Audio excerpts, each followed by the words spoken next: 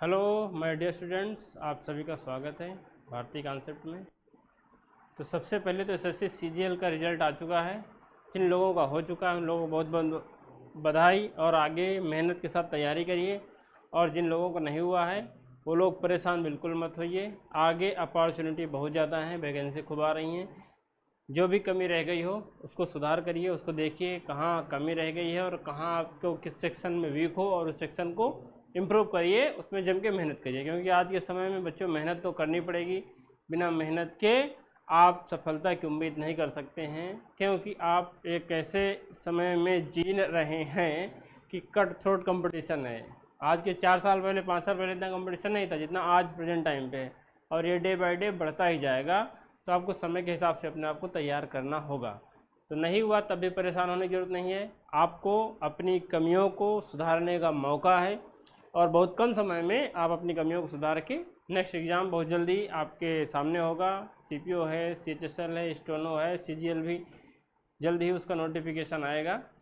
तो आपको परेशान होने की जरूरत नहीं है, बहुत सारे एग्ज़ाम हैं जो रेगुलर इंटरवल में होते रहते हैं। तो इसलिए नहीं हुआ तो परेशान नहीं होना, अगले एग्ज़ाम की बेहतर प्रिपरेशन आप ये मूल्यांकन करते हो कर सकते हो कि हमारा ये सेक्शन वीक है, यहाँ पे मेरे कम नंबर आ रहे हैं, तो उस सेक्शन पे आपको ज़्यादा काम करने की ज़रूरत है और अपनी स्पीड एक्यूरेसी बढ़ाने की ज़रूरत है। क्योंकि कट ऑफ काफ़ी ज़्यादा जा रही है, हो सकता है कि हाई भी हो, नहीं सकता है भी। कट ऑफ जो है स्केलिंग की वजह से इतनी जा रही है। 148 जनरल की अगर गई है तो इसका मतलब हुआ कि स्केलिंग की वजह से हुई है। 130 एवरेज मान के चलो, बाकी के सारे स्केलिंग की वजह से बढ़े हुए हैं। तो इसलिए कट ऑफ देखकर भी ज़्यादा परेशान मत होना। देखो आज कंपटीशन है तो 130 के आसपास तो जानी ही जानी है। पेपर चाहे टफ ही क्यों ना आए तब भी 130 के आसपास रहनी ही रहनी है।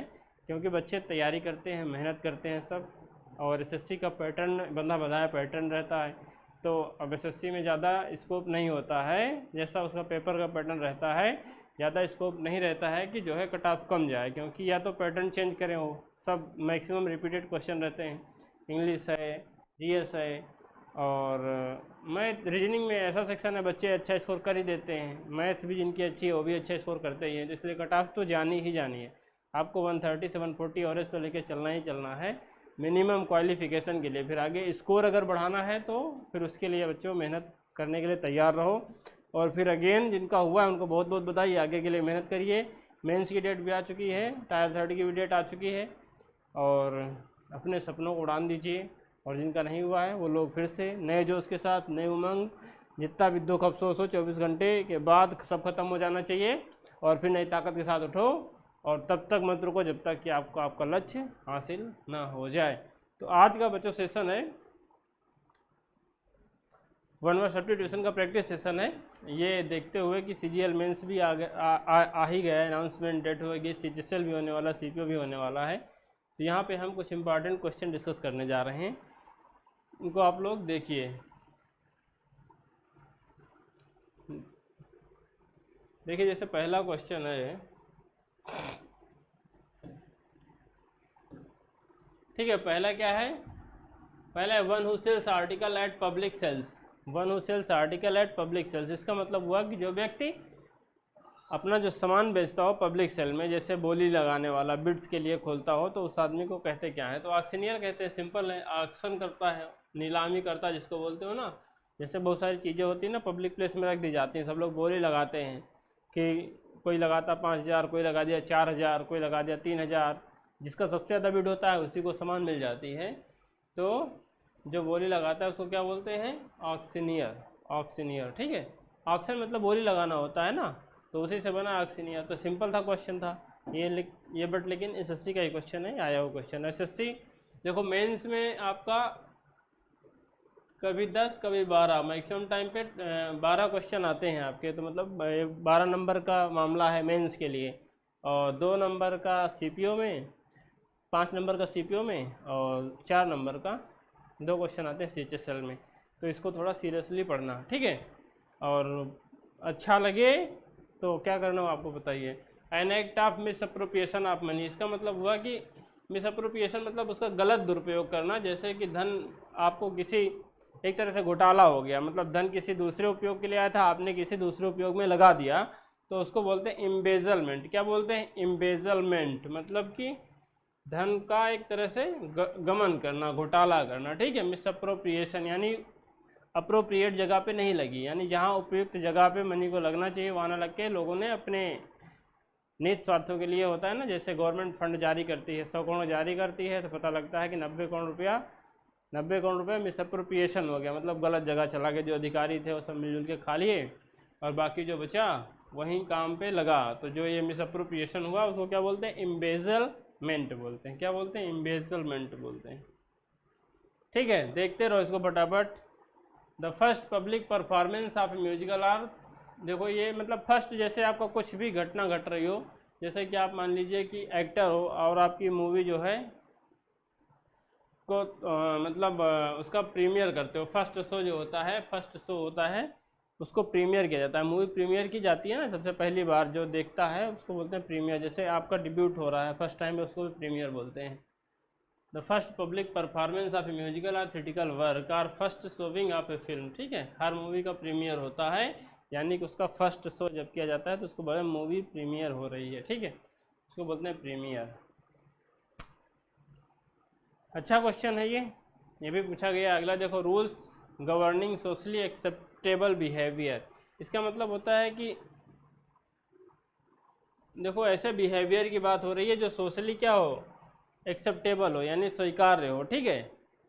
तो उसको बोलते हैं कि जैसे आपका जो सोशली कोई भी काम करो तो ऐसे काम करो जो जो आपके आचार व्यवहार अच्छे हों, तो उसको बोलते हैं क्या, इटिकेट बोलते हैं। इटिकेट, इटिकेट, इटिकेट मतलब क्या होता है कि व्यवहार होता है। देखो एक चीज़ और है, अगर क्वेश्चन ना आ रहा हो आपको, सपोज दैट, और आपको करना ही है कि हम एक तो निगेटिव मार्किंग है तो आप तुक्का से बचना ज़्यादातर, लेकिन फिर भी अगर आपको लग रहा है कि मारना ही है तो हमेशा वर्ड देखना थोड़ा जो डिफरेंट लगे, ठीक है। देखो इसमें पोलाइटनेस, फॉर्मेलिटी, बिहेवियर, अगर आप देखो ना तो ये इनकी फ्रिक्वेंसी थोड़ा लो है वर्ड की, और इटिकेट की फ्रिक्वेंसी क्या है, थोड़ी हाई है। तो इसलिए आप इटिकेट को मार के आ सकते हो, तो इसकी संभावना है कि आपको क्वेश्चन सही हो जाए, बट ये कोई गारंटी नहीं है, अभी से बता दे रहा हूँ, ये कोई गारंटी नहीं है, बट चांसेज है। बहुत सारे बच्चे तुक्का लगाते हैं तो काफ़ी सही होने की संभावना रहती है, अगर थोड़ा सेंस समझो बात को तब, ठीक है। लेकिन ये तुक्का वाला चक्कर नहीं जाए, इससे अच्छा है कि आप याद करो, मेहनत करो, क्वेश्चन को अपना तैयार रखो, तो तुक्का मारने की जरूरत क्यों पड़ेगी भाई। कभी मारना ही पड़े, मान लो कि 100 क्वेश्चन में आपको 95 आ रहे हैं, 5 में मारना है, तो फिर स्वाभाविक है आप सही ही मारोगे, क्योंकि इसका मतलब हुआ 95 आपको आ रहे हैं, तो इसका मतलब हुआ कि आपकी इंग्लिश अच्छी है। अगर आपकी अच्छी है तो आप तुक्का भी मारोगे तो 90% से ज़्यादा चांस है कि आपका सही निकलेगा, क्योंकि सेंस, जब किसी चीज़ का सेंस आ जाता है ना, इंग्लिश का भी जैसे सेंस आ जाएगा ना, तो फिर क्वेश्चन आपके गलत नहीं होंगे। हो सकता है क्वेश्चन आपने कभी ना पढ़ा हो, फिर भी वो क्वेश्चन आपका गलत नहीं होगा, क्योंकि उसका सेंस आपके अंदर आज, जैसे किसी का सेंस आ जाता है तो फिर उसके क्वेश्चन के सही होने की संभावना बहुत ज़्यादा रहती है। अगला क्वेश्चन देखो, a person who is easily deceived or tricked, person who is easily deceived or tricked, इसका मतलब क्या हो, जिस आदमी को आसानी से धोखा दिया जा सके, तो ऐसे बच्चे को कहते हैं, ऐसे व्यक्ति को कहते हैं गलीबल। गलीबल मतलब होता है जिसे आसानी से, वो सीधा साधा होता है, उसे बहुत आसानी से धोखा दिया जा सकता है, उस बच्चे को क्या कहेंगे, उस व्यक्ति को क्या कहेंगे, गलीबल। जैसे गलीबल बॉय कोई बोलता है कि Ram is a gullible boy, जिसका मतलब क्या हुआ, राम एक बहुत ही भोला भाला सीधा साधा लड़का है जिसको आसानी से धोखा दिया जा सकता है। A person who is easily deceived or tricked, ठीक है। अगला देखो, submission to all that happens as inevitable. Inevitable मतलब होता है अनिवार्य, मतलब ये स्वीकार कर लेना कि जो कुछ भी घटने वाला है वो एकदम निश्चित है। तो ये कौन सा हो गया, ये हो गया भाग्यवाद। जैसे कि हम मान लें कि कल हमारा रिजल्ट आएगा और हमारा फेल होना निश्चित है, चाहे हम जितनी मेहनत करें, लेकिन हम कल फेल हो जाएंगे, तो ये क्या है, भाग्यवाद है। या हम ऐसा सोच लें कि हम चाहे जितनी मेहनत करें लेकिन हम कल फेल हो जाएंगे, ये भी हमारा विश्वास है, तो ये क्या हो गया, भाग्यवाद हो गया। या हम ऐसा मान लें कि अगर हम मेहनत ना करें तब भी कल सफल हो जाएंगे, ये भी क्या है, ये भी भाग्यवाद है। मतलब आप यहाँ पे किस पर विश्वास नहीं कर रहे हो, कर्म विश्वास नहीं कर रहे हो, भाग्य पर विश्वास कर रहे हो, तो इसको बोलते हैं फेट। फेट मतलब क्या होता है, फेट मतलब होता है भाग्य ना, तो फेटलिज्म हो जाएगा भाग्यवाद, ठीक है, यानी कि जो कुछ होना है वो एकदम निश्चित है, अनिवार्य है, तो इसको क्या कहोगे, भाग्यवाद बोलोगे, ठीक है। फैटलिज्म बोलते हैं इसको, फैटलिज्म। अगला देखिए, a legal agreement that allows someone, ये तो आसान है, जो आप लोग मतलब लीगल एग्रीमेंट करते हो ना, कोई चीज़ रेंट पे लेते हो कुछ समय के लिए कि भाई 10 साल हम इस स्थान पे रहेंगे, तो वो पीरियड ऑफ टाइम होता है, तो जो एग्रीमेंट होता है उसको क्या बोला जाता है, लीज बोला जाता है, लीज। ये तो सिंपल है, बट लेकिन एग्जाम में पूछा गया है, और ये वर्ड आपने जर्नल यूज में आता रहता है कि ये ज़मीन हमने लीज पर ले लिया है, ये कमरा हमने लीज पर ले लिया है। तो एक पीरियड ऑफ टाइम के लिए कोई चीज़ आप जब लीज पे ले लेते हो तो वही चीज़ होती है कि एक लीगल एग्रीमेंट हो जाता है कि ये 10 साल के लिए हम इसको लीज पे ले रहे हैं, वही लीगल एग्रीमेंट हो जाता है। अगला देखिए, person who worship only one God, ठीक है, यानी कि जो सिर्फ एक भगवान की पूजा करता हो उसको क्या बोलते हैं। तो देखो, एक का मतलब होता है मोनो, तो अगर आपको थोड़ा पता है तो मोनो आप तुरंत लगा दोगे, मोनो मतलब होता है सिंगल, ठीक है, मोनो मतलब होता है सिंगल। तो इसको आप बहुत आसानी से, अगर क्वेश्चन नहीं भी आ रहा होता तो मोनोथिस्ट लगा सकते थे।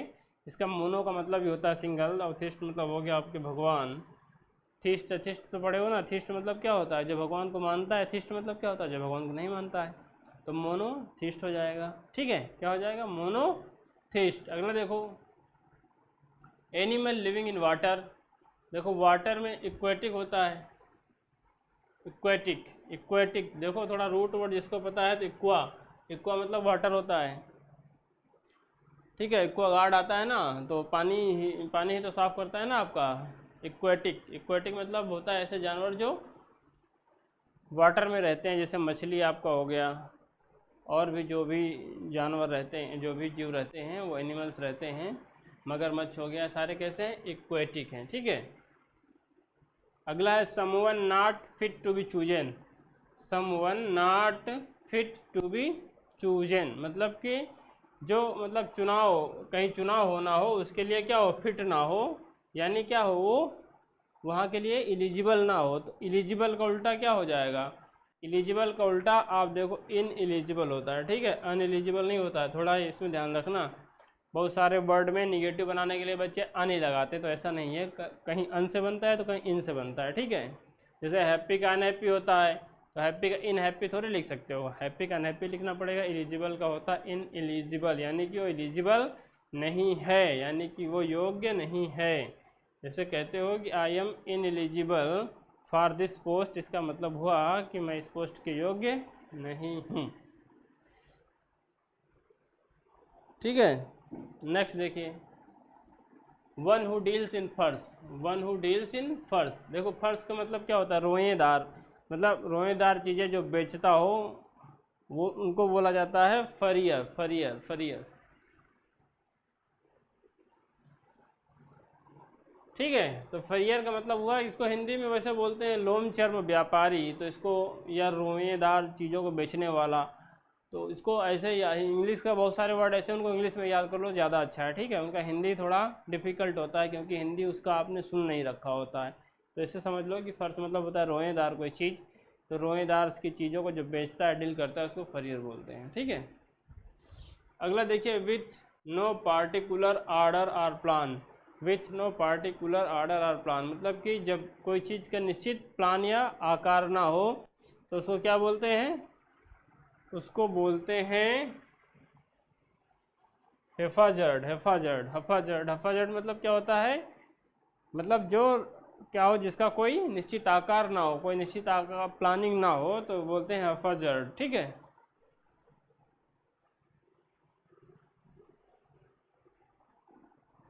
ठीक, अगला देखिए, the point eight which something is completed और फाइनलाइज्ड, यानी ऐसा कोई चीज़ जिस पॉइंट पे कोई चीज़ कंप्लीट मानी जाती है। जैसे कंप्लीट का मतलब क्या हुआ यहाँ पे, सेंस थोड़ा समझ लो कि जैसे कि मान लो कि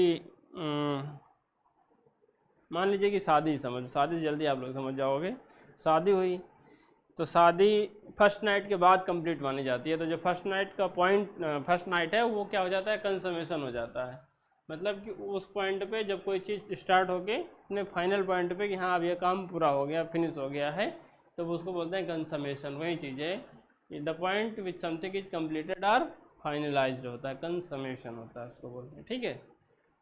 अगला समझ लो, occurring operating are done at the same point.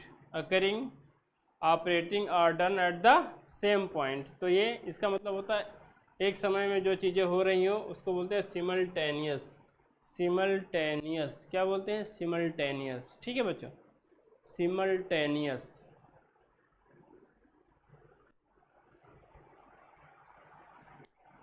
अगला the complete control of trade in particular goods or type of goods. देखो यानी कि जैसे कि इसको बोला जाता है कि जैसे किसी एक क्षेत्र में आपका विशेषाधिकार हो, जैसे मान लीजिए कि जियो आया तो सारी कंपनियां क्या हो, बंद हो गई, तो इसका मतलब क्या हुआ कि दूरसंचार क्षेत्र में मोनोपोली क्रिएट कर रहा है। मोनो मतलब सिंगल हो गया, तो यानी अभी बात बताए थे मोनोथिस्ट ना, पीछे एक गार्ड को मानने वाला मोनोथिस्ट, तो इस तरह मोनो मतलब हो गया सिंगल, तो यानी कि अब वो धीरे धीरे सारी कंपनियों को ख़त्म करके अकेला ही चलाएगा, तो इसका मतलब क्या हुआ, मोनोपोली क्रिएट कर रहा है, यानी कि एकाधिकार होता चला जा रहा है। इसको बोलते हैं एकाधिकार। The complete control of trade in particular goods और टाइप ऑफ गुड्स, मतलब कोई भी काम जिसमें सिर्फ आपका ही बिजनेस चल रहा हो, दूसरे लोगों को कोई जगह न मिल रही हो, तो उसको बोलते हैं एकाधिकार।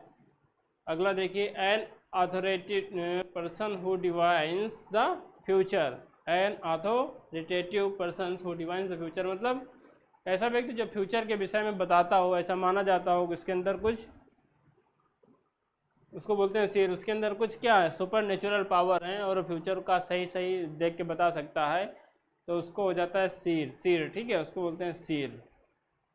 बच्चों देखो सारा वो कैब का खेला है, ठीक है, कैब आपको अच्छी करनी है तो बहुत आसानी से आपके मेंस में 12 नंबर आ जाएंगे, और जहाँ भी जो भी एग्जाम दे रहे हो, और ये वोकेबलरी है तो कहीं भी काम दे सकती है, आपको कॉम्प्रहेंशन में भी काम देगी, हर जगह काम देगी। देखो ओकैब तो ओकैब है, वो तो हर जगह काम देने वाली है। प्रिजर्व ए डेड बॉडी, इसका मतलब होता है जो जैसे डेड बॉडी है उसको क्या करना, उसको मतलब प्रिजर्व करना, जैसे ताकि वो ख़राब ना हो। पहले मिस्र वगैरह में देखो, मम्मी वगैरह में क्या किया जाता था कि बॉडियों में ऐसे लेप लगाए जाते थे प्रिजर्व करने के लिए कि वो सालों तक बॉडियाँ सुरक्षित रहती थी। ठीक है, तो उसी को बोलते थे इम्बाम। इम्बाम मतलब क्या होता है कि उसमें बहुत सारे फ्रेगरेंस, मतलब बहुत सारे सुगंधित चीज़ें मिला के, बाम और बहुत सारी चीज़ें हैं जो भी उस समय या इस समय भी मान लो कि कुछ जो भी आज के समय में केमिकल उपलब्ध हैं, जो भी टेक्नोलॉजी उपलब्ध है, उनका उपयोग करके डेड बॉडी को प्रिजर्व करना। यानी बहुत सारे महान लोग होते हैं तो उनके जो भक्त हैं नहीं चाहते हैं कि हमारे जो बाबा जी उनको जलाया जाए, तो उनकी जो डेड बॉडी को सालों रखे रहते हैं, तो उसको प्रिजर्व करते हैं कुछ विशेष टेक्नोलॉजी के द्वारा। तो जो टेक्नोलॉजी होती है उसको बोलते हैं इम्बाम।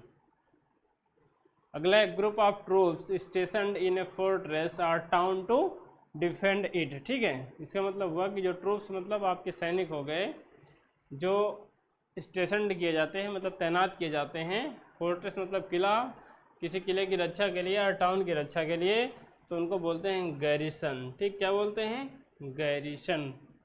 गैरिसन ठीक है, उनको बोलते हैं गैरिसन।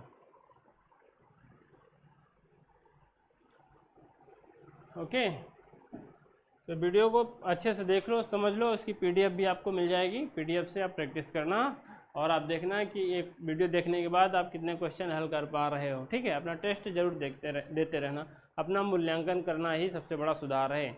अगर आप अपना सही से मूल्यांकन करते हो तो आपको सफल होने से कोई नहीं रोक सकता है।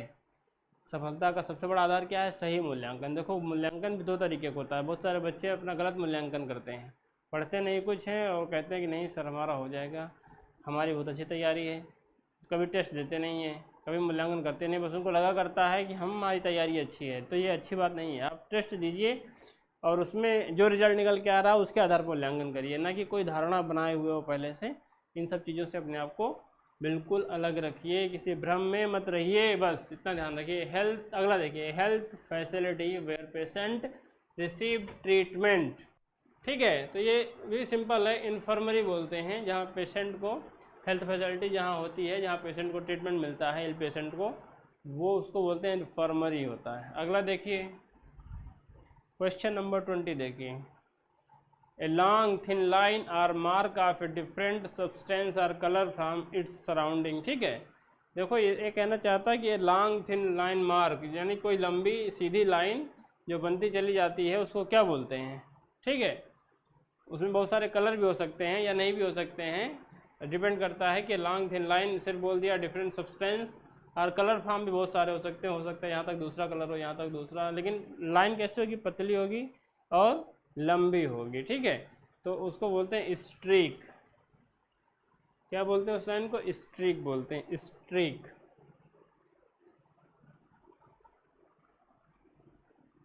अगला देखिए, using or expressed in more words than are needed, मतलब जितने शब्दों की ज़रूरत है उससे ज़्यादा शब्दों का प्रयोग करना कोई बात कहने के लिए, उसको क्या कहते हैं? जैसे कि हम आपसे कहें कि कुछ क्वेश्चन लिखो, एक ऐसे दे दें और कहें इसको लिखो 200 शब्दों में और आप लिख के 1000 शब्दों में, ठीक है।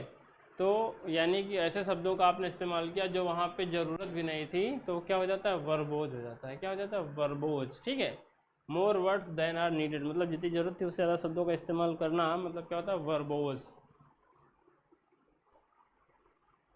ठीक है।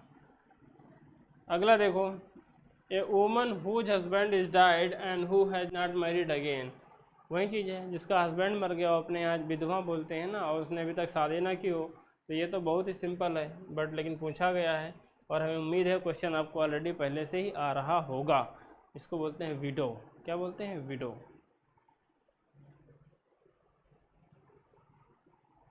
ठीक है। अगला देखो, उसी का उल्टा है, वहाँ पे हस्बैंड मर गया था, यहाँ पे वाइफ अगर मर गई है तो विडो से ही बनेगा, विडोवर, यानी उसको विधवा बोलते हैं। इसको क्या बोलते हैं? विधुर, हिंदी में, ठीक है।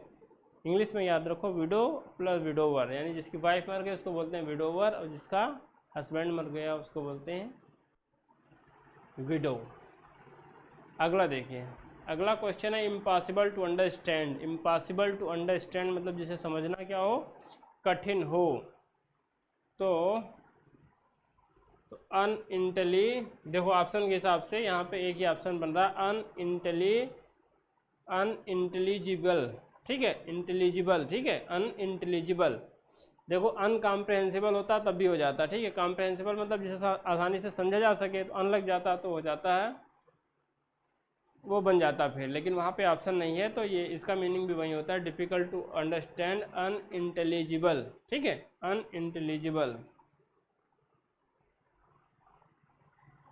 अगला देखिए, अगला change ordinary metals into gold, यानी कि एक कला होती थी पहले, इसका मतलब होता था कि जिसे किसी भी मेटल को सोने में बदलने की कला आती हो, उसको बोलते थे आल्केमिस्ट, जो बदल लेता हो, जिसको बदल लेता हो उसको बोलते थे आल्केमिस्ट। लेकिन यहाँ पे बदलने की क्रिया की बात हो रही है तो क्या हो जाएगा? आल्केमी हो जाएगा।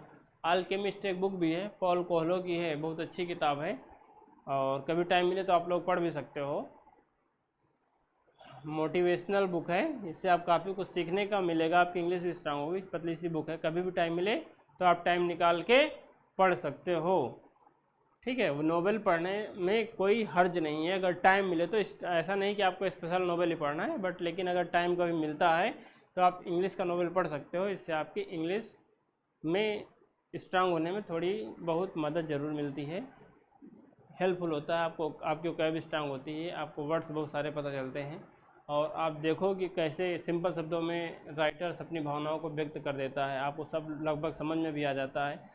तो ये सब चीज़ें आपको देखने को मिलती हैं। बहुत सारे राइटर ऐसे हैं इंग्लिश में जो एकदम लिखते हैं, तो जिसकी इंग्लिश बहुत एकदम बिगिनर है वो भी सब समझ जाता है क्या कहना चाहता है। तो ये उनके अंदर क्या होती है? स्किल होती है कि बहुत इजी शब्दों में जो है बहुत प्रभावी तरीके से अपने आप को क्या करते हैं? व्यक्त करते हैं। तो ये भी एक कला है, वो आप नॉवेल से सीख सकते हो। अगला देखो, a person or thing that has the same name as another, यानी कि जो नाम आपका है वही नाम दूसरे का है, हम नाम हो गया, ठीक है। जैसे आपका नाम सुनील है तो दूसरे व्यक्ति का भी नाम सुनील है, तो क्या हो गया? हम नाम, उसको बोलते हैं नेम सेक। क्या बोलते हैं? Namesake. इसका हो जाएगा ए।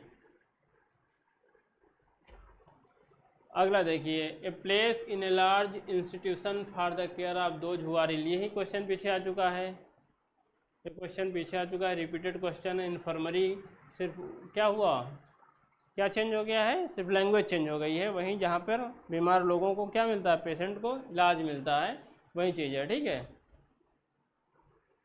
इन्फर्मरी पीछे आ चुका है। अगला देखिए,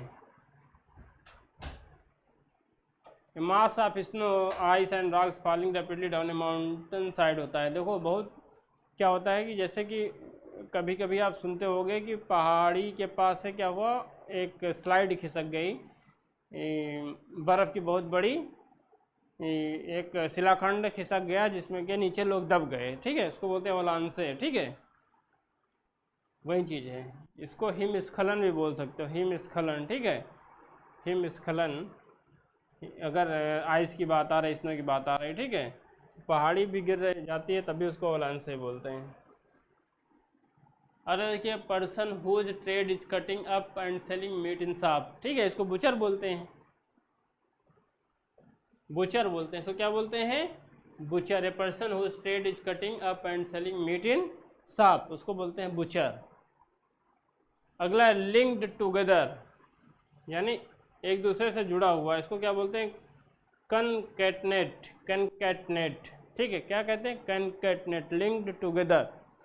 तो सारे वर्ड आप ध्यान से देखिएगा, इसमें कोई लापरवाही मत कीजिएगा।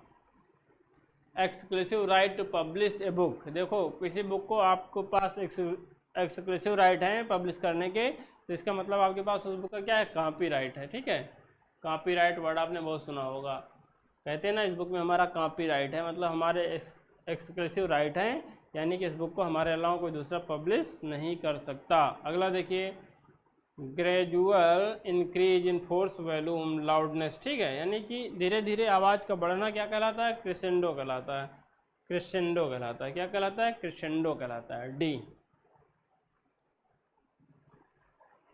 ठीक है। फटाफट देखते रहो। A broad channel found by joining of the sea and the river, ठीक है, देखो जब रिवर, जब नदी होती है, जब बहुत सारा पानी बहा के ले जाती है और जब समुद्र में मिलती है तो वो अपने साथ बहुत सारी रेत वगैरह भी ले जाती है, जो समुद्र में मिलते ही वहाँ जमा हो जाती है, तो वहाँ डेल्टा का निर्माण होता है, जिसको बोला जाता है एस्चुरी बोला जाता है, ठीक है। ये पढ़ा होगा ज्योग्राफी के बच्चे, इसको ज्योग्राफी के बच्चे क्या है तो जनरल है, नॉलेज है, तो सब बच्चे पढ़े होंगे एस्चुरी, ठीक है। Use the suitable for growing crop, crop से मतलब हो गई फसल को उगाने के लिए जो अरेबल होता है कृषि योग्य भूमि, ठीक है, वही चीज़ कह रहा है, जो क्रॉप्स उगाने के लिए क्या हो, सुटेबल हो, वो क्या होती है? अरेबल होती है। अरेबल लैंड मतलब कि ऐसी लैंड है जो उपजाऊ ज़मीन है, जहाँ पे क्रॉप्स को उगाया जा सकता है। अगला an area where wild birds or animals protected and encouraged to breed, ठीक है, इसको क्या बोलते हैं? इसको बोलते हैं सेंचुरी, ठीक है। यहाँ पे सेंचुरी होती हैं हर, जैसे हर स्टेट में है सेंचुरी होती है, वहाँ पे जो जानवर रहते हैं वहाँ उनको रखा जाता है ताकि वो अपना फले फूलें, उनका किसी तरह का कोई नुकसान ना हो, वहाँ पे कोई जाकर उनका शिकार नहीं कर सकता है, ठीक है। तो उसको हिंदी में अभ्यारण्य बोलते हैं, सेंचुरी, ठीक है। Dealing with injuries and diseases of the bones and muscles, ठीक है, यानी कि जो इंजरीज हो जाती हैं, आर्थोपेडिक्स होता है, आर्थोपेडिक्स, आर्थोपेडिक्स होते हैं जो आपके जो है, आर्थोपेडिस्ट हो जाएगा अगर डॉक्टर को पूछेगा, तो जो आपके मसल्स या बोन्स में जो बीमारियां होती हैं उनको जो डील करने की शाखा है, उसको क्या, कौन शाखा है? आर्थोपेडिक्स, आर्थोपेडिक्स, ठीक है। एक आर्थो का तेल आता है ना, वो हड्डियाँ जिसकी घुटनों में क्या होता है, दर्द होता है, उसके लिए आता है, आर्थो तेल काफ़ी फेमस है, तो उसी से याद कर सकते हो, आर्थोपेडिक्स। अगला देखो, अगला बीजी है, a group of people assemble for religious worship, ठीक है, इसको बोलते हैं क्या? कांग्रीगेशन, कांग्रीगेशन, कांग्रीगेशन मतलब होता है इकट्ठा होना,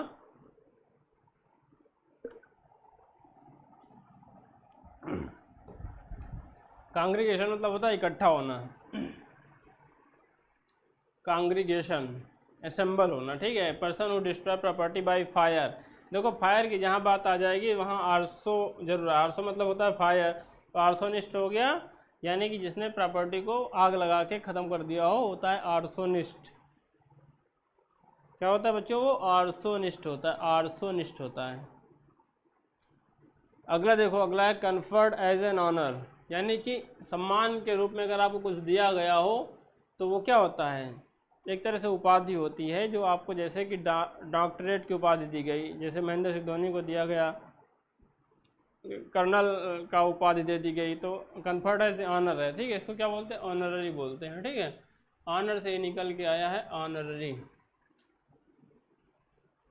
ठीक है, अगला है willing to consider or accept new suggestions and ideas. इसका मतलब जो व्यक्ति हमेशा तैयार रहे नए विचारों को और आइडियाज़ को समझने के लिए, स्वीकार करने के लिए, तो ऐसा होता है रिसेप्टिव, यानी जो बहुत आसानी से फ्लेक्सिबल होता है नेचर का, बहुत आसानी से दूसरे के विचारों को क्या करता है, एक्सेप्ट कर लेता है, सुझाव जो सजेशन होते हैं उनको क्या कर लेता है, एक्सेप्ट कर लेता है। An area where wild birds or animals protected and encouraged to breed, ये भी क्वेश्चन रिपीट है। सेंचुरी, ठीक है, ये सेंचुरी हो गया।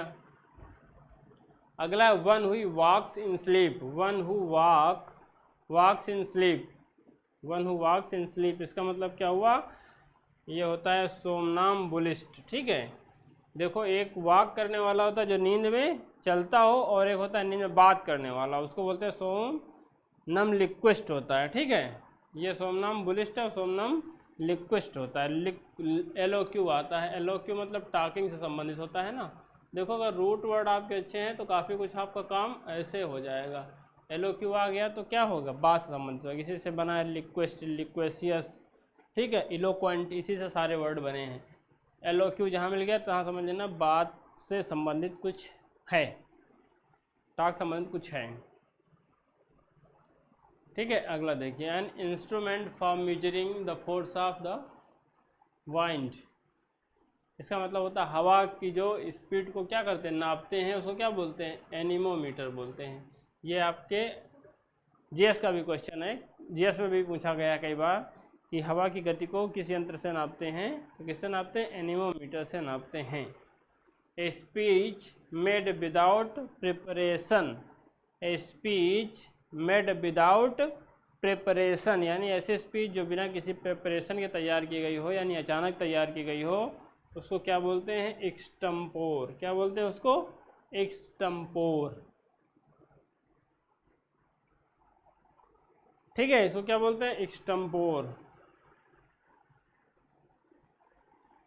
अगला देखो, prohibited, prohibited by law treaty from being imported और एक्सपोर्टेड, यानी कि जिस पर प्रतिबंध लगा हो बाय लॉ से कि ये चीज़ इंपोर्ट या एक्सपोर्ट नहीं की जा सकती। जैसे मान लीजिए कि हीरोइन है, अफीम, हीरोइन का मतलब वो जो अफीम नशा वाली हीरोइन, ये वाली हीरोइन नहीं, ठीक है, नशा वाली हीरोइन है, और अफीम, ड्रग्स, गांजा, ये सारी चीज़ें क्या हैं, कंट्राबैंड थिंग्स हैं, ये चीज़ें इलीगल हैं, इनका आप व्यापार नहीं कर सकते, इनको इंपोर्ट एक्सपोर्ट नहीं कर सकते हो, तो ऐसी चीज़ों को बोला जाता है कंट्राबैंड, ठीक है, गैर कानूनी हो गया, ठीक है। Intentional destruction of racial group, ठीक है, यानी किसी एक पूरा ग्रुप को ही समाप्त कर देना, जीनोसाइड होता है, ठीक है, क्या होता है, इसको बोलते हैं जीनोसाइड, क्या बोलते हैं इसको, जीनोसाइड बोलते हैं, जीनोसाइड, ओके। नेक्स्ट देखिए, next science regarding principles of classification, ठीक है, बहुत इंपॉर्टेंट है, कई बार पूछा गया है, इसको बोलते हैं टैक्सोनॉमी, ठीक है, बच्चे कंफ्यूज हो जाते हैं, इसको लगाते हैं जबकि ऐसा कोई वर्ड नहीं है, ठीक है, टैक्सोनॉमी, टैक्सोनॉमी, इसको ध्यान रखना, टैक्सोनॉमी। अगला देखो, a person who can make himself at home in any country, ठीक है, who can make himself at home in any country, इसका मतलब वो ऐसा व्यक्ति जो पूरी दुनिया को अपना ही समझे, तो उसको क्या बोलते हैं, कॉस्मोपॉलिटन बोलते हैं, क्या बोलते हैं, कॉस्मोपॉलिटन बोलते हैं। कॉस्मोपॉलिटन मतलब होता है ऐसा व्यक्ति जो पूरी दुनिया को अपना ही घर समझता हो, ठीक है, उसको बोलते हैं कॉस्मोपॉलिटन।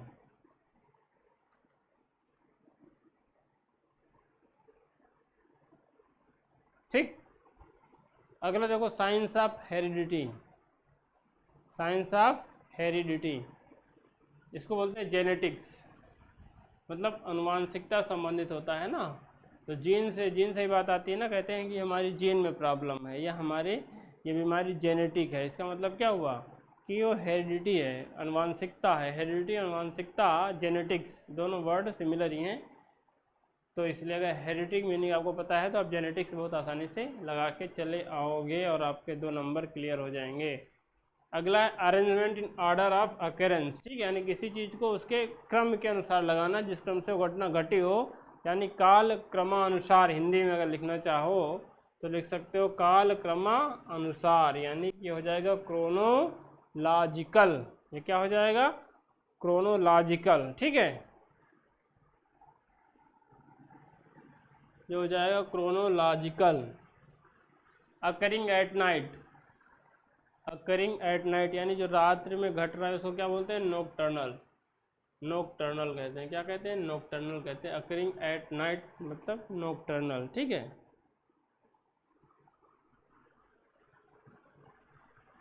अगला determine the nature of disease, यानी किसी डिजीज़ जो बीमारियां हैं उनको डिटरमाइन करने के लिए जो प्रोसेस अपनाया जाता है उसको क्या कहते हैं? डायग्नोस कहते हैं। क्या कहते हैं? डायग्नोस।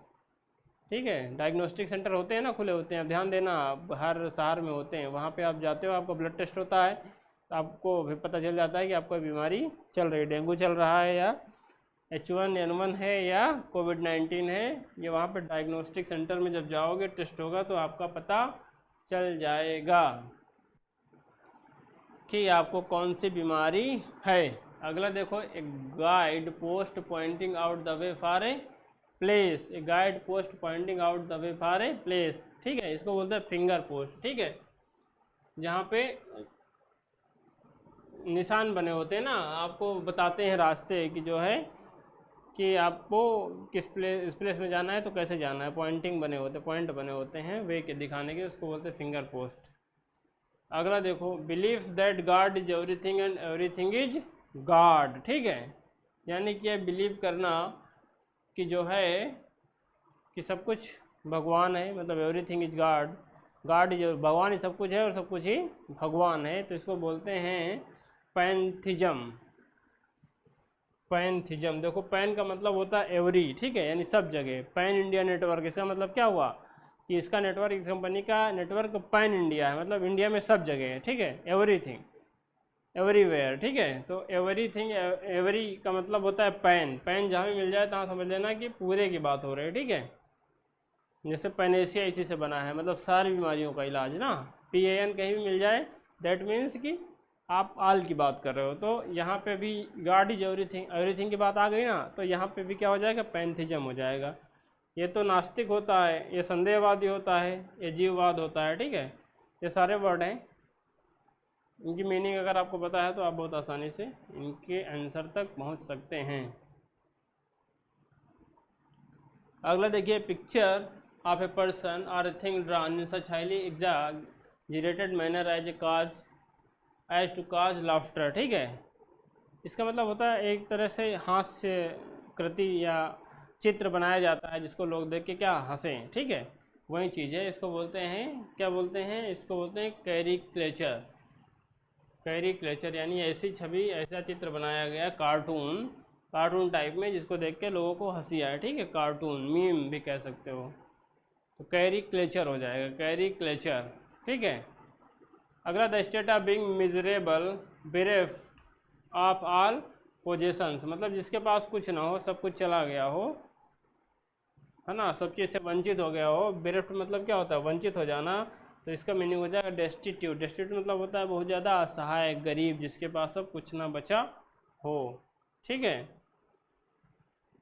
अगला देखो, that which can not be called back, यानी जिसे वापस नहीं लाया जा सकता हो, तो क्या हो गया? इरिवोकेबल, इरिवोकेबल हो गया। ठीक है, इरिवोकेबल हो गया। ठीक है, जैसे पाकिस्तान को भारत में लाया जा सकता है वापस? नहीं लाया जा सकता है। या आपके जो शब्द मुंह से निकल गए उनको वापस लाया जा सकता है? नहीं लाया जा सकता है। तो यानी जिससे वापस नहीं लाया जा सकता है वो होता है इरिवोकेबल।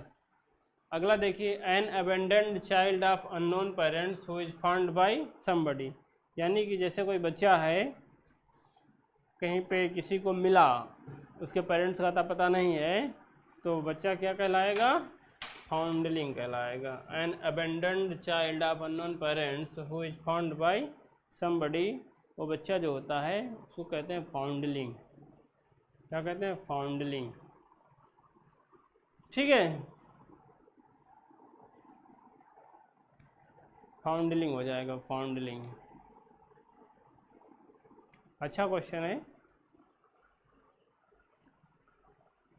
अगला देखिए, parts of a country behind the coast or river bank. Parts of a country behind the coast or rivers bank, यानी कोई बैंक यानी कोई सी है उसके पीछे भाग में जो देश हो उसको कहते हैं, या किसी रिवर बैंक के पीछे हिस्से में तो वो जो देश होता है, जो कंट्री होती है, उसको बोलते हैं हिंटरलैंड। क्या बोलते हैं? हिंटरलैंड। ठीक है, हिंटरलैंड बोलते हैं।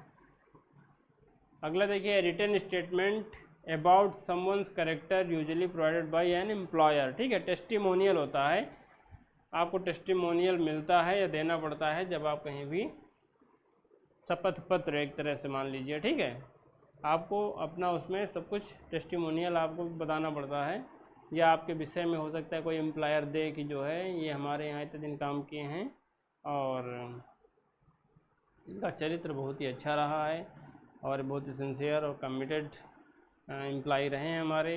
ठीक है, तो ये हो जाता है शपथ पत्र एक तरह से हो जाता है, जिसको बोलते हैं टेस्टिमोनियल बोलते हैं, जिसको क्या बोलते हैं? टेस्टिमोनियल बोलते हैं। अगला देखो, one who makes an official examination of accounts. One who makes an official examination of accounts. ठीक है, तो जो अकाउंट्स को देखता है स्वाभाविक है, ऑफिशियल तो ऑडिटर कहलाता है। ठीक है, one who makes an official examination of accounts. ठीक है, ऑफिशियल उसको एग्जामिन करता है, ऑडिटर होते हैं जो आते हैं, गवर्नमेंट का एक पूरा कंट्रोलर एंड ऑडिटर जनरल होता है, वही पूरा विभाग है जो गवर्नमेंट का पूरा जितना भी भारतवर्ष में राज्य से लेके सेंट्रल गवर्नमेंट तक जितना भी हिसाब किताब होता है वही देखता है, वही ऑडिट करता है, और जो ऑडिट करने भेजता है उनको क्या बोलते हैं? ऑडिटर बोलते हैं। अगला है list of passengers and luggage.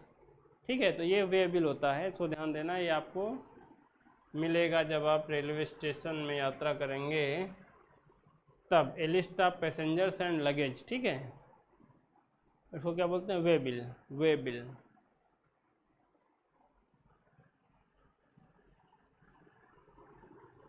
अगला देखिए, a person who makes love without serious intention, यानी कि जो किसी को प्यार तो कर रहा हो लेकिन उसमें क्या हो? गंभीरता ना हो, सीरियस ना हो, बस यूं ही कर रहा हो, मतलब हंसी जिसको कहते हैं ना, वो गंभीर नहीं है अपने प्यार को लेके, तो उस व्यक्ति को क्या बोलते हैं? फिलांडरर बोलते हैं। ठीक है, फिलांडरर। ठीक है, बस ऐसे ही वो टाइम पास कर रहा है, philanderer. A person who makes love without serious intention, यानी उसका जो इंटेंशन है वो जो है गंभीर नहीं है।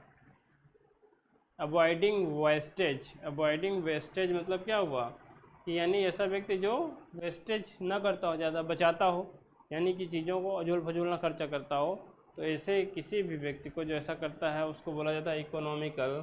इकोनॉमिकल मतलब होता है जो वेरी केयरफुल हो, अपने रिसोर्सेज को खर्चा करने में सावधान रहता हो, मेटिकुलसली ऑब्जर्व करता हो, यानी कि वो क्या हो? पार्सिमोनियस हो। ठीक है, इकोनॉमिकल। ठीक है, एक तरह से बहुत सारे आप माइजर भी कह सकते हो।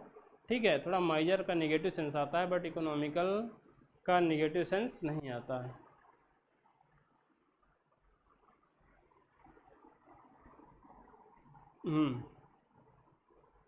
देखो, sole right to make and sell some invention.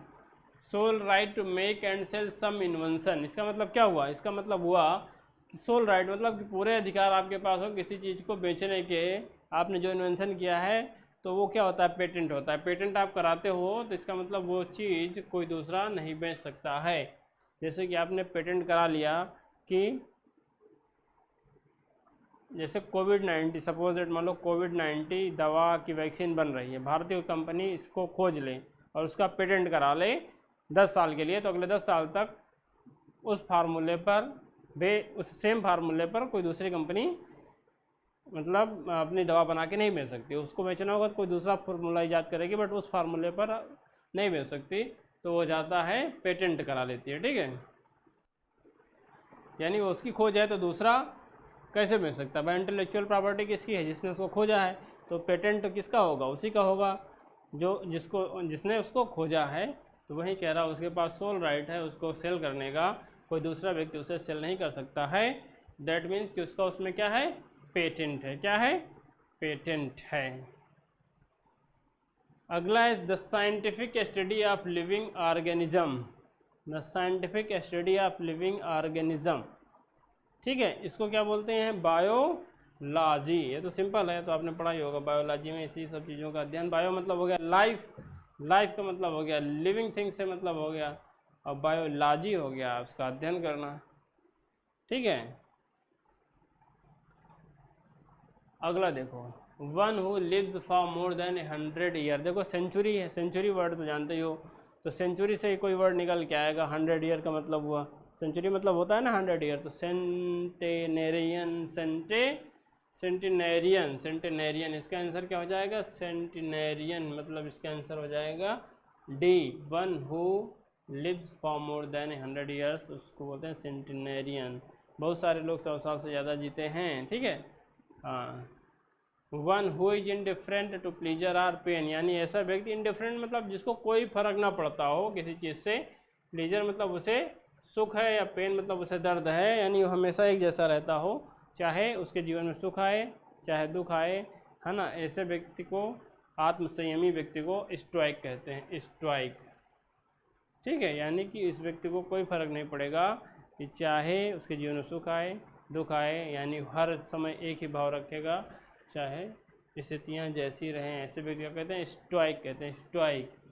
Person who files a suit, मतलब ये कोर्ट लीगल टर्म है, मतलब जो एक तरह से अभियोग लगाता है कोर्ट वगैरह में, तो उसको बोलते हैं प्लेंटिफ, प्लेंटिफ बोलते हैं। ठीक है, जैसे कि आप कोर्ट गए और किसी पर आपने कुछ फाइल किया, आपने किसी पर दोष लगाया, अपने चाचा पे, दादा पे, नाना पे, किसी पर भी, कि इस आदमी ने हमारे साथ ये किया है, तो आपने जो फाइल किया है तो आप प्लेंटिफ हो गए। ठीक है, प्लेंटिफ ये लीगल टर्म है। अगर आप न्यूज़पेपर पढ़ोगे तो अक्सर करके आपको मिलेगा जब किसी कोर्ट की बात आती है। ठीक है, तो ये हो गया प्लेंटिफ। अगला, take a great pleasure. Take great pleasure, इसका मतलब क्या हुआ कि मतलब जो बहुत ज़्यादा आनंद लेता हो, मज़े लेता हो जीवन के, वो होता है रेवल। रेवल मतलब होता है मज़े करना या आनंद उठाना, रेवल, रेवल। देखो ये है वन वर्ड सब्स्टिट्यूशन, लेकिन यहाँ पे आप देखो ध्यान से, तो वोकैबुलरी अगर स्ट्रांग है तो मतलब आप कुछ भी कर सकते हो। You can achieve all the things if you have strong vocabulary.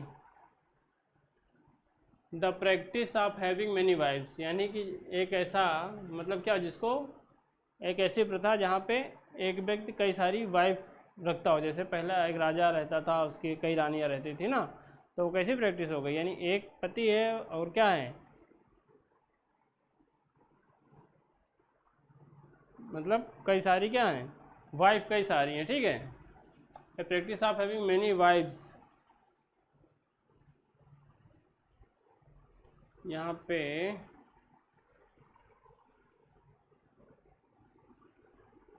तो मैनी वाइफ का मतलब होता है कि पॉलीगैमी हो जाएगा। देखो ऑप्शन के हिसाब से कैलीग्राफी तो होगा नहीं। पॉली एंट्री मतलब होता है जहाँ पे कई सारे पति हों। बिगैमी मतलब होता है दो शादी, तो पॉलीगैमी बचता है, तो पॉलीगैमी लगा सकते हो, यानी बहुविवाह प्रथा। ठीक है, a person who abstains completely from alcoholic drink, यानी जो पूरी तरीके से एल्कोहल न पीता हो, उसको क्या बोलते हैं? टीटो टालर बोलते हैं। उसको क्या बोलते हैं? टीटो टालर, टीटो टालर बोलते हैं। इसको आप देखना चाहो तो ऐसे करके देख सकते हो एक बार, ये देखो टीटो टालर। ठीक है, ये टीटो टालर डी हो जाएगा। ठीक है, कौन सा हो जाएगा? डी हो जाएगा। ए person who abstains completely from alcoholic drink, अगले में आ जाएंगे। A strong dislike, strong dislike का मतलब जिसे आप बिल्कुल पसंद नहीं करते हो। ठीक है, तो इसको बोलते हैं एनिमोसिटी, एनिमोसिटी, एनिमोसिटी। ठीक है, एनिमोसिटी मतलब होता है इंटेंस डिसलाइक, यानी किसी चीज़ को आप एक तरह से शत्रुता टाइप की रहती है उससे, उसको देखते हैं यहाँ पे अंदर घृणा बढ़ जाती है, animosity. The Mahabharat is a long poem, देखो बेस्ड ऑन, देखो ये क्या चीज़ है, महाभारत क्या है कि पिक है, महाकाव्य है। ठीक है, क्या है? महाकाव्य है, स्टोरी नहीं है कोई, क्या है? महाकाव्य है, तो इसमें एपिक लगा दो आँख मूंद के। एपिक, एपिक मतलब होता है महाकाव्य। The Mahabharat is a long based on a noble theme. ठीक है, एपिक है, महाकाव्य है। ठीक है, अगला देखो, a frog lives both on land as well as water, यानी दो जो दोनों वाटर वाला एक्वेटिक हो गया, लेकिन जो वाटर और लैंड दोनों में रहता हो, तो जहाँ दोनों की बात आ जाएगी वहाँ पे क्या करोगे, ठीक है, उसको बोलते हैं एम्फीबियन। क्या बोलते हैं, एम्फीबियन। एम्फीबियन मतलब जो लैंड और वाटर दोनों जगह रहता हो उसको बोलते हैं एम्फीबियन।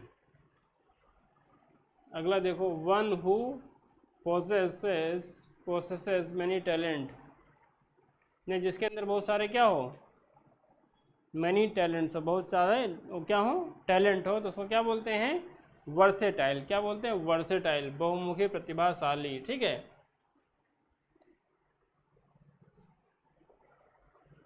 अगला है very accurate from a clock. ठीक है, यानी ऐसी क्लॉक जो क्या हो, बहुत ज़्यादा एक्यूरेट हो, उसको बोलते हैं, क्या बोलते हैं, उसको बोलते हैं क्रोनोमीटर। क्रोनोमीटर, ठीक है, chronometer. A place where money is coined, यानी ऐसा स्थान जहाँ पे मनी को क्वाइंड किया जाता है उसको क्या बोलते हैं, मिंट। मिंट मतलब होता है टकसाल, यानी जहाँ पे क्या होता है, यहाँ पे धन बनाया जाता है, पैसे बनाए जाते हैं ना, वही चीज़ होती है। अगला देखो, a series of lectures or lessons. ठीक है, यानी कोई सीरीज है लेक्चर की, लेसन्स की पूरी, तो उसको क्या बोलते हैं, उसको बोलते हैं कोर्स। उसको बोलते हैं क्या, कोर्स बोलते हैं, कोर्स। अगला है false name adopted by an author for writing. ठीक है, false name adopted by author, यानी कोई झूठा नाम किसी ऑथर द्वारा यूज किया जाता है जबकि वो उसका वास्तविक ऑथर ना होकर, मतलब ये दूसरे का नाम इस्तेमाल करता है, तो उसको बोलते हैं स्यूडोनिम। स्यूडोनिम, ठीक है, false name adopted by an author for writing, pseudonym होता है। ठीक है, ओके, इसको बोलते हैं स्यूडोनिम। अगला that which has A double meaning. That which has A double meaning, इसका मतलब क्या हुआ कि जो दो मीनिंग रखता हो, यानी कुछ स्पष्ट ना हो, तो दो का मतलब होता है एम्बिगुअस, यानी जहाँ पर क्या हो, स्पष्टता ना हो, तो कौन सा हो जाता है, एम्बिगुअस हो जाता है, ambiguous. Ambiguous, that which has A double meaning, that means ambiguous. ठीक है, that which has double meaning, that means ambiguous.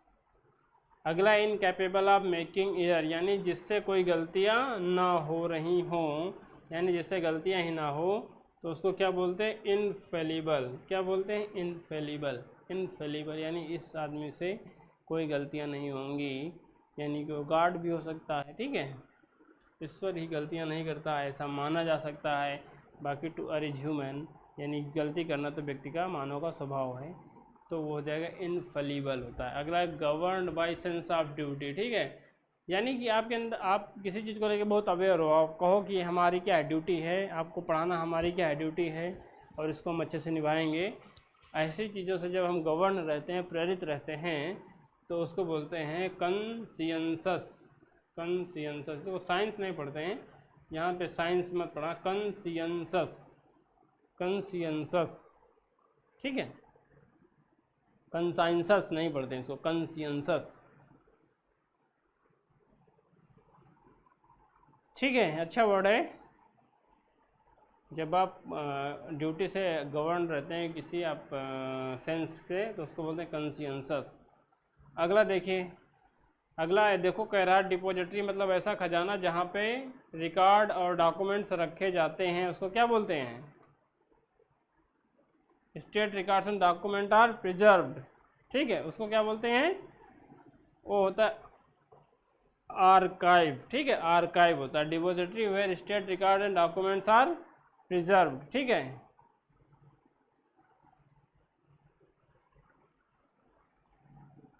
अगला that which is no longer fashionable or in use, यानी जो अब यूज में ना हो, पुराना हो गया हो, यानी प्रचलन में ना हो, तो उसको बोलते हैं ऑब्सोलीट। ऑब्सोलीट, ठीक है, obsolete. Murder of a king, राजा, राजा से बनता है रेजिसाइड। क्या बनता है, regicide. Murder of a king हो गया रेजिसाइड।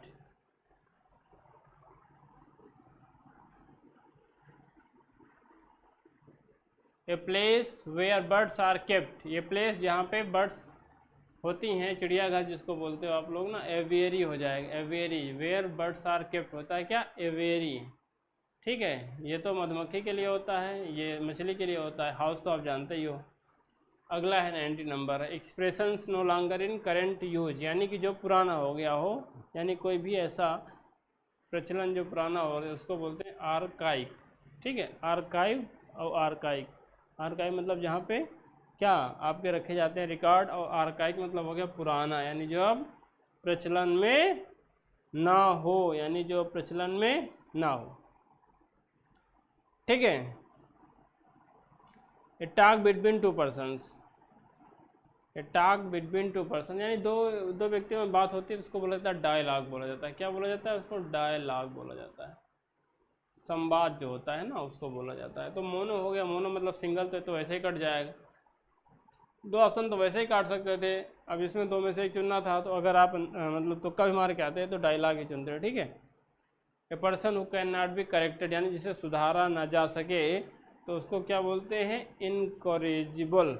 इनकोरोजिबल, इनकोरोजिबल मतलब जिसे सुधारा ना जा सकता हो, इनकोरोजिबल हो जाएगा, जिसे सुधारा ना जा सकता हो।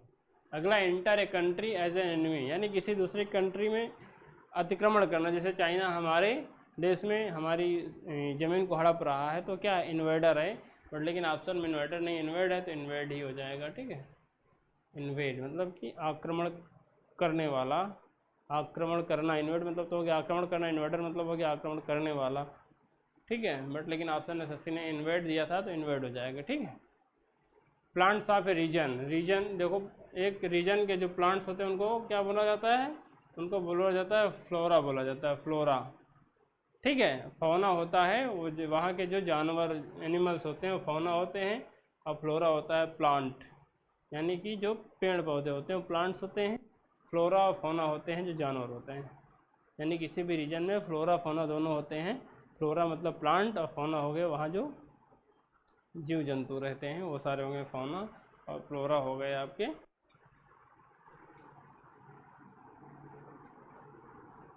ओके,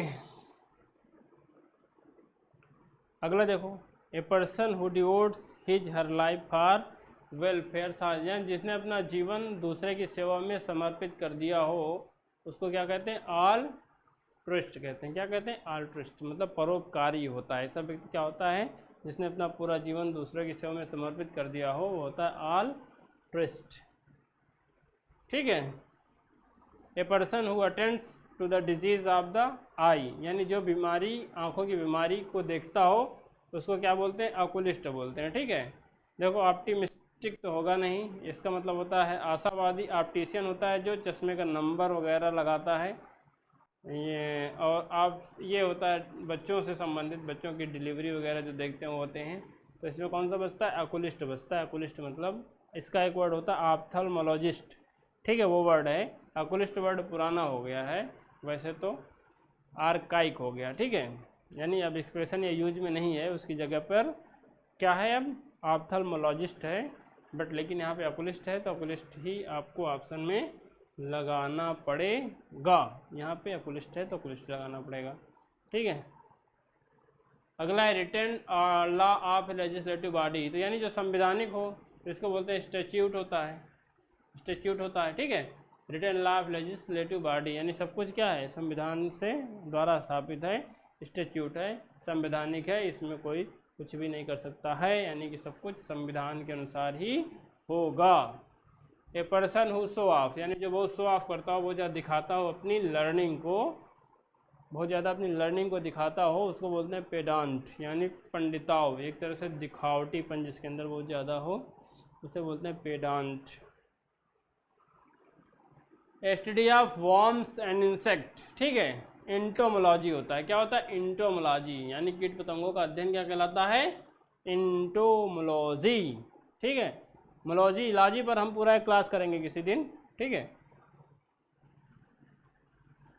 अगला है one who lends money at very high, जो सूदखोर होते हैं, जो पैसा बहुत हाई इंटरेस्ट रेट पे लोगों को उधार देते हैं, उनको बोलता, क्या बोला जाता है उनको, यूजरर। ठीक है, तो यहाँ पे हमने बच्चों आपसे 100 क्वेश्चन डिस्कस किए हैं। इसकी PDF भी आप लोग डाउनलोड कर लेना उसके बाद इसका प्रैक्टिस करना, और जो क्वेश्चन आप बोल रहे हो वापस आके वीडियो देखना, और फिर आप देखना कि 100 क्वेश्चन में आपको कितने क्वेश्चन आ रहे हैं। अगर आप ऐसे ही 2000 क्वेश्चन की प्रैक्टिस कर लोगे तो आप एकदम श्योर हो जाइए कि वन वर्ड सब्स्टिट्यूशन आपका स्ट्रांग हो गया है। उसके साथ साथ आपका वन वर्ड सब्स्टिट्यूशन के साथ आपकी 2000 ओकैब भी तो स्ट्रांग हो गई, मतलब ये तो एक्स्ट्रा हो गया ना। ऐसे तो हम आपको 4000 ओकैब याद करने के लिए बोलते हैं, 4000 ओकैब याद करने के लिए बोलते हैं, तो ये 2000 उसमें नहीं है, ये अलग है, ठीक है। हाँ, वो तो 4000 जो बोलते हैं वो तो याद करनी ही करनी है, वो अलग से है, ये 2000 अलग से। और कितना आसान है, देखो हमने थोड़ी देर में 100 क्वेश्चन करा दिए। बस आपको क्या करना, प्रैक्टिस करना है, थोड़ा 1-2 बार वीडियो देख लेना है, वीडियो देखने के बाद फिर प्रैक्टिस करो, फिर जो बोल रहे हो फिर वीडियो देखो, फिर प्रैक्टिस करो, और जिसकी मीनिंग ना आ रही हो उसको उसके नीचे नोट डाउन करके रिवीजन करो। देखो perfect practice makes a man perfect, ठीक है। प्रैक्टिस जितनी करोगे उतना ज़्यादा परफेक्शन आएगा, और कोई रास्ता नहीं है आज के समय में। अगर आपको नौकरी लेना है बच्चों तो एकदम गांठ बांध लीजिए कि लापरवाही से काम नहीं चलेगा। लापरवाही के एक एक कण को अपने जीवन से मिटा दो, और सिर्फ परिश्रम और पुरुषार्थ ही वो रास्ता है।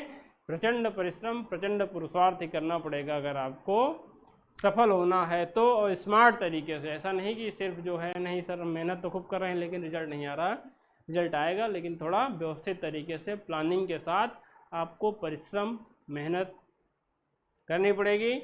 सफलता निश्चित रूप से मिलेगी अगर आप लापरवाही नहीं करोगे तो ठीक है बच्चों, आज का सेशन यही समाप्त करते हैं इन्हीं शब्दों के साथ, और उम्मीद करते हैं कि आपको सेशन अच्छा लगा होगा, और अच्छा लगे तो अपने दोस्तों के साथ शेयर करिए, लाइक करिए वीडियो को, और अपने सजेशन सुझाव भी दीजिए कि इसमें और क्या इम्प्रूवमेंट हो सकता है और हम आपके लिए और क्या बेहतर कर सकते हैं। जो भी आप सुझाव सजेशन देंगे हम बिल्कुल एक्सेप्ट करेंगे, और जो भी सुझाव सजेशन हो मैं अपना नंबर देता रहता हूं आपको, लेकिन इसमें सिर्फ व्हाट्सएप पे कम्युनिकेशन हो पाएगा, फ़ोन पे बात नहीं हो पाएगी। आप इस नंबर पे आपका कोई भी सुझाव सजेशन या कोई भी गाइडेंस जो जैसे भी ज़रूरत है आपको, हम आपको रिप्लाई इसमें ज़रूर करेंगे विथिन 24 आवर्स। हो सकता है इंस्टेंट रिप्लाई आपको ना दे पाएँ। 949540676563 है। व्हाट्सएप करके आप कोई भी क्वेरी ले सकते हैं, कोर्स से रिलेटेड, इंग्लिश से रिलेटेड, और भी अगर कोई आपको जानकारी चाहिए तो मैं बिल्कुल जहां तक मैं अपना बेहतर दे सकता हूं देने की पूरी कोशिश करूंगा। ठीक है बच्चों, फिर नेक्स्ट सेशन में मिलते हैं, तब तक के लिए सब लोगों को जय हिंद।